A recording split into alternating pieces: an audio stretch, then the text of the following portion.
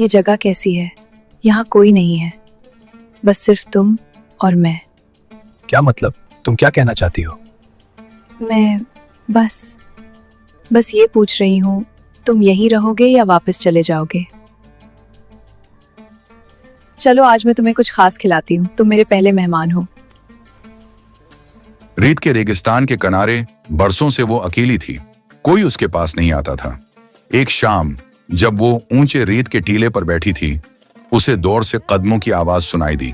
जैसे ही वो उठी और देखा तो नजर आया कि एक दरमियानी उम्र का आदमी रेत पर चलता हुआ उसकी तरफ आ रहा था। उसके हाथ में तेल की छोटी शीशी थी।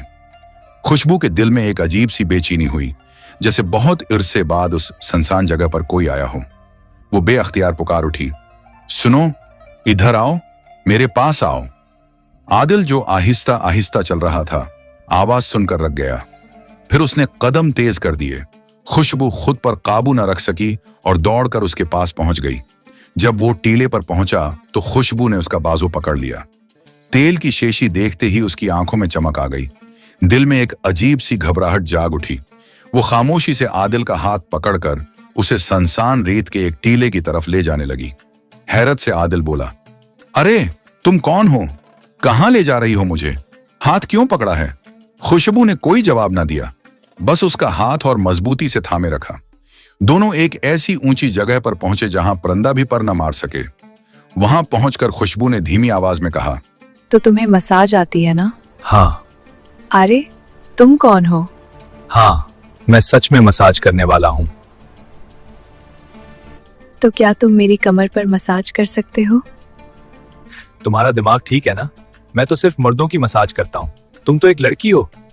खुशबू ने फौरन अपनी कमर पकड़ ली और नीचे बैठते हुए बोली, यहां बहुत दर्द हो रहा है, बहुत ज्यादा दर्द। आदिल परेशान होकर पास आया। कहां दर्द हो रहा है, दिखाओ। खुशबू ने कहा, यहां मेरी कमर में, बस मसाज कर दो, शायद आराम मिल जाए। कुछ पल आदिल ठहरा, फिर आहिस्ता से झुककर इसकी कमर पर तेल लगाने लगा। खुशबू ने आंखें बंद कर लीं, जैसे उसके चेहरे पर सुकून आ गया हो, मगर उसके दिल में एक छुपा हुआ मकसद पूरा होने की तरफ पहला कदम बढ़ चुका था। इधर चारों तरफ अंधेरा फैल गया। आदिल उठकर खड़ा हुआ और रेगिस्तान से बाहर जाने लगा। खुशबू घबरा कर बोली, इतनी रात को कहाँ जाओगे? आज की रात यही मेरे पास ठहर जाओ। आदिल ने देखा कि वाकई रात गहरी हो चुकी थी। वो रका और खुशबू की तरफ देखने लगा। खुशबू जवान और बहुत हुसैन थी। वो बस उसे देखता ही रह गया।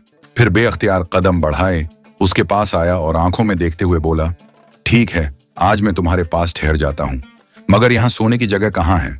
खुशबू मुस्कुराकर बोली, जगह मिल जाएगी, बस तुम मेरे साथ सोने वाले बन जाओ। ये कहकर उसने आदिल का हाथ पकड़ा और रेत के टीले की तरफ चढ़ने लगी, जहां उसकी मुट्ठी की झोंपड़ी थी। जब दोनों झोंपड़ी के पास पहुंचे तो आदिल रख कर बोला, ये तो बहुत छोटी सी झोंपड़ी है, यहाँ तो सिर्फ एक ही आदमी सो सकता है। खुशबू उसकी आंखों में देखकर बोली, झोंपड़ी छोटी है, मगर ये थार का रेगिस्तान बहुत बड़ा है। क्यों ना हम दोनों झोंपड़ी के बाहर इसी रेत पर सो जाएं? आदिल बोला, ठीक है, जैसी तुम्हारी मर्जी। खुशबू ने फौरन रेत पर चटाई बिछाई और कहा, आओ यहां बैठो। आदिल चटाई पर बैठ गया। खुशबू भी इसके बिल्कुल करीब बैठ गई। कुछ पल बाद उसकी नजर आदिल के हाथ में रखी तेल की शीशी पर पड़ी। उसने मुस्कुराते हुए पूछा, मसाज करने के कितने पैसे लेते हो? जो जितना दे वही ले लेता हूँ। और मुझसे कितने लोगे? आदिल चुप रहा, कोई जवाब न दिया। खुशबू ने धीमी आवाज में उसकी आंखों में देखते हुए कहा, तुम क्या क्या मसाज करते हो? मैं जिसकी ख्वाहिश हो वही कर देता हूं। ये सुनकर खुशबू के होंठों पर हल्की सी मुस्कुराहट आ गई। वो उठी, झोंपड़ी के अंदर गई, लकड़ियां लाकर आग जलाई। खुशबू ने नरमी से कहा, यहाँ बहुत सर्दी है, तुम्हारे काम आएंगे। और तुम? मुझे सर्दी नहीं लगती, ये तुम्हारे लिए है, तुम्हें जरूरत है, मुझे नहीं। आदिल सोच में पड़ गया कि खुशबू का असल मतलब क्या है, मगर कुछ समझ न सका और वहीं चटाई पर लेट गया। खुशबू भी पास वाली चटाई पर लेट गई और दोनों नींद में चले गए। सुबह हुई। आदिल अभी गहरी नींद में था कि खुशबू जाग उठी और रेत के एक टीले पर जाकर बैठ गई। अचानक वो चीख उठी, हाय मेरा बाजो, मेरा बाजो। आदिल घबरा कर जाग उठा, आवाज सुनते ही दौड़ने चला। खुशबू दर्द से बोली, मेरे बाजों में आग लग रही है, देखो देखो। उसकी आवाज में इतना दर्द था कि आदिल आते ही उसके पास घुटनों के बल बैठ गया और नरमी से पूछने लगा, कहाँ दर्द हो रहा है? खुशबू ने आंखें जोर से बंद कर लें और दर्द से बोली, वही जगह, बस वही।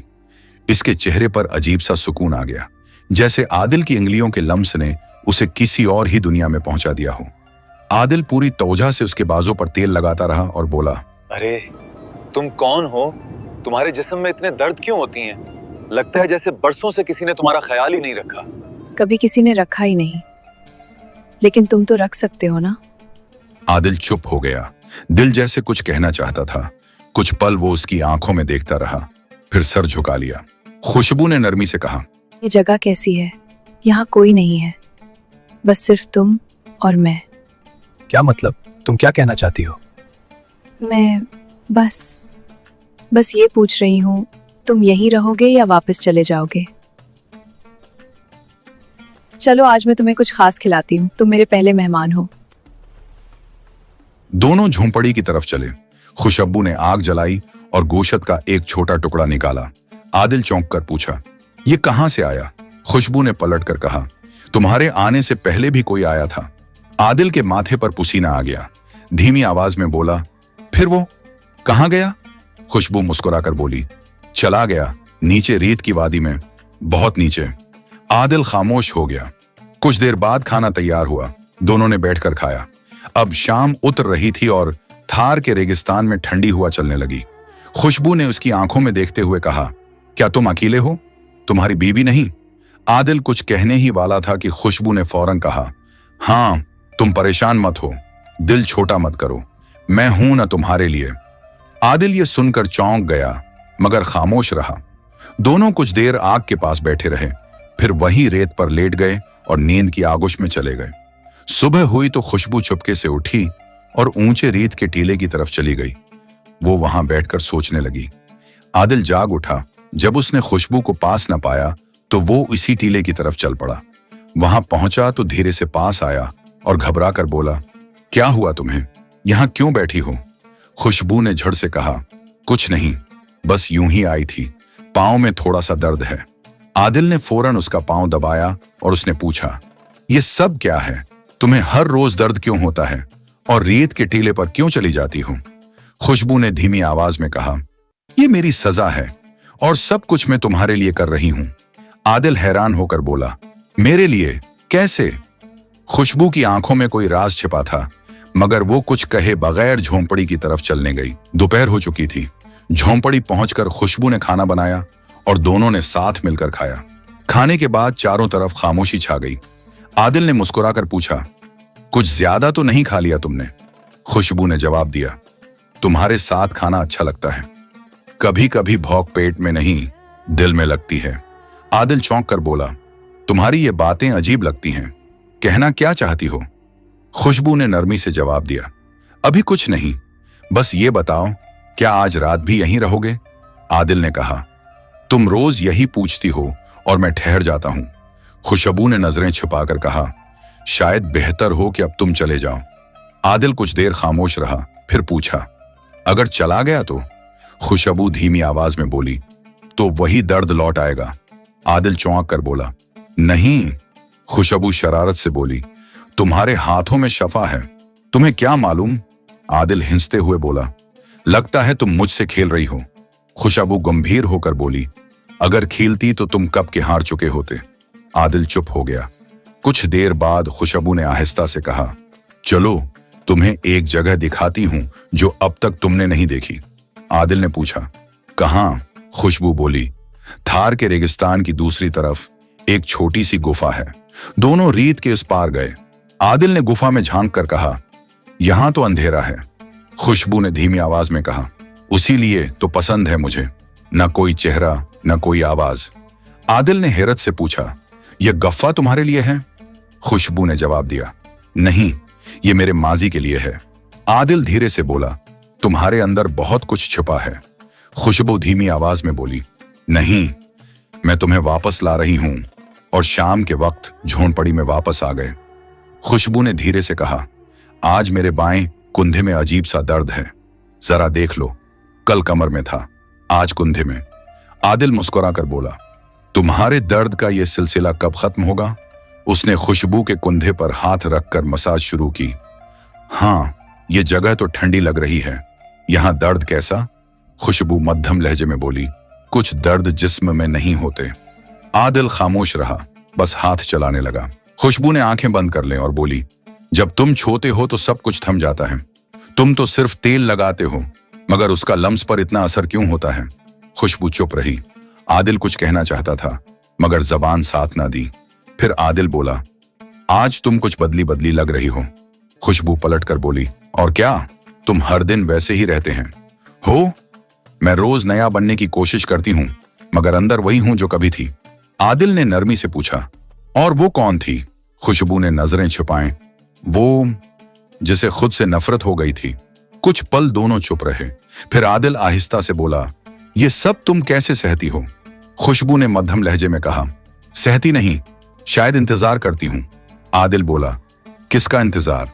खुशबू ने हल्की सी कपकपी के साथ कहा, तुम्हारी खामोशी के टूटने का।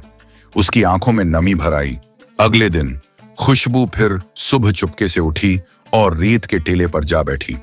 वहां गड़गड़ा कर दुआएं करने लगी, मैं अपने गुनाहों से तौबा करती हूं। इतने में आदिल वहां आ पहुंचा और उसकी सारी बातें सुन ली। कुछ देर सोच में डूबा रहा, फिर बोला, तुम्हारी आंखों में वही रोशनी है जो मैंने बरसों पहले एक और औरत में देखी थी। खुशबू चौंक कर बोली, किसमें? आदिल धीरे से बोला, एक औरत थी, खूबसूरत थी, जीनत, मगर दिल की बहुत नरम थी। वो भी ठीक उसी तरह देखती थी जैसे तुम। खुशबू ने नजरें छुपाना चाहीं, मगर आदिल की निगाहों से बच न सकी। वो गहरी सांस लेकर आसमान की तरफ देखता हुआ बोला, मुझे मालूम है तुम कुछ छुपा रही हो। खुशबू की आंखें भर आईं, कांपते होंठों से बोली, अगर वो औरत वापस आ जाए तो? आदिल ने धीरे से जवाब दिया, मैं उससे कुछ नहीं पूछूंगा, बस चाहूंगा कि वो मेरे साथ खुशी से रहे। खुशबू ने हिम्मत करके उसकी तरफ देखा और बोली, मैं वही औरत हूं जिसने बरसों पहले तुम्हें छोड़ दिया था। आदिल की आंखों में नमी आ गई। धीमी आवाज में बोला, तुम मेरी? खुशबू ने गर्दन झुका ली और आहिस्ता से कहा, मैं तुम्हारी बीवी हूं, वही जिसने तुम्हें तन्हा छोड़ दिया था। ज़ैनत, मुझे डर था कहीं तुम मुझे माफ ना कर दो। आदिल ने आगे बढ़कर उसके कांपते हाथ थाम लिए। खुशबू की आंखों से आंसू बहने लगे। वो धीमी आवाज में बोली, मैं बस खूबसूरत रहना चाहती थी, हमेशा। इसी ख्वाहिश ने सब कुछ छीन लिया। आदिल धीरे से बोला, क्या हुआ था तुम्हारे साथ? सब कुछ बता दो, आज दिल हल्का कर लो। खुशबू ने गहरी सांस ली और धीमी आवाज में अपनी कहानी सुनाने लगी। उस दिन जब मैंने तुम्हें छोड़ा था तो अकेली निकल पड़ी। दिल में बस एक ही आरजू थी, दुनिया की सबसे हुसैन औरत बन जाऊं। चलते चलते मैं थार के उस वीरान हिस्से में पहुंची। वहां मुझे एक अजीब सी बूढ़ी मिली। वो काले जादू वाली थी। उसने कहा, अगर चाहती हो कि तुम्हारी जवानी कभी खत्म ना हो तो उसकी भारी कीमत चुकानी होगी, और हर महीने किसी जिंदा चीज का खून अपने जिस्म पर लगाना होगा। खुशबू की आवाज कांप गई। फिर मेरे जिस्म में अजीब अजीब दर्द उठने लगे, जैसे अंदर कुछ सड़ रहा हो। कभी कमर में, कभी हाथों में जलन, कभी दिल धड़कना भूल जाता। फिर मैं एक फकीर बाबा के पास गई। उन्होंने सब सुनकर कहा, तुमने कुदरत से बगावत की है, अब माफी सिर्फ सच्ची तौबा से मिलेगी। तन्हा थार में रहो, अपने गुनाहों की मुआफी मांगो, जिस दिल को तोड़ा उसकी खिदमत करो, और जिसे छोड़ा उसे वापस लाओ। आदिल की आंखों में आंसू आ गए। उसने मुस्कुराकर खुशबू का हाथ थामा और कहा, तुमने जो गुनाह किए उनका इकरार ही सबसे बड़ी तौबा है। रीत पर फिर धंध छा गई, मगर इस बार दोनों के दरमियान न कोई पर्दा रहा, न कोई झूठ। अचानक एक झटके से खुशबू के जिस्म में हरकत हुई और वो अपनी असली हालत में लौट आई। अब वो पहले जैसी गर्मा गर्म हुसैन न रही, मगर उसके दिल और जिस्म दोनों को सुकून मिल चुका था। फिर दोनों वहां से अपने घर लौट गए और सच्ची खुशी की जिंदगी गुजारने लगे।